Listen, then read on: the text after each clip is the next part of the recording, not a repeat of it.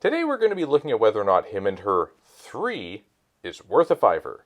This is the first time I'm reviewing a sequel to a game that's already been featured in a worth a $5 video. So is Him and Her 3 worth a $5? We're going to find out.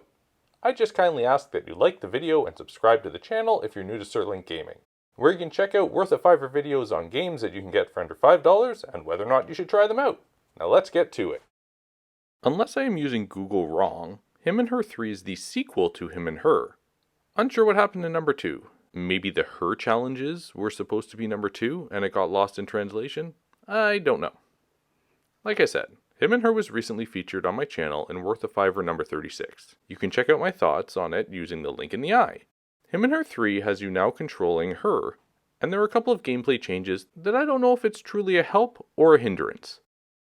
In Him and Her, you could complete a level by just connecting with your partner, whereas in Him and Her 3, you need to be on the same plane to finish the level. So no warp speed lucky clears this time. Him and Her 3 has some quality of life improvements that does improve things over the previous entry, but there are additional improvements that could have been made to further enhance the experience. One thing that was improved was the length of time it takes to retry a level, as it used to be a 5-second wait after you died, and now it instantly takes you to the beginning of the level.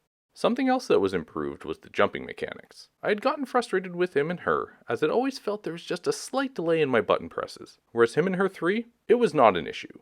Lastly, a few things that build off of one another, starting with the camera and the ability to zoom.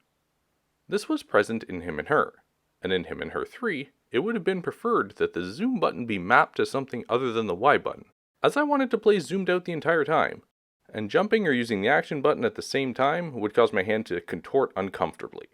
Him and Her had a hard mode, which is not included in Him and Her 3. The difference between the two difficulties was simply that in easy mode, you were able to zoom out. Hard mode, you were not.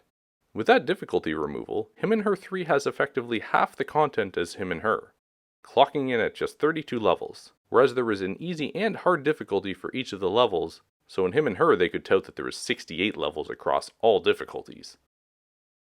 Him and Her 3 improves upon the first Him and Her in a few ways, but there is still a ways to go.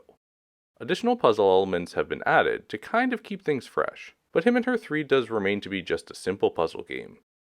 Him and Her 3 has a regular retail of $9.99 in the Canadian Switch eShop, and has just been discounted 95% off down to 49 cents.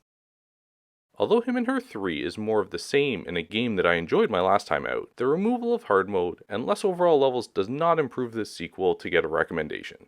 Unfortunately, Him and Her 3 is not worth a $5. Have you played Him and Her 3? Do you think it's worth a $5? Let me know in the comments below and I will see you in my next video.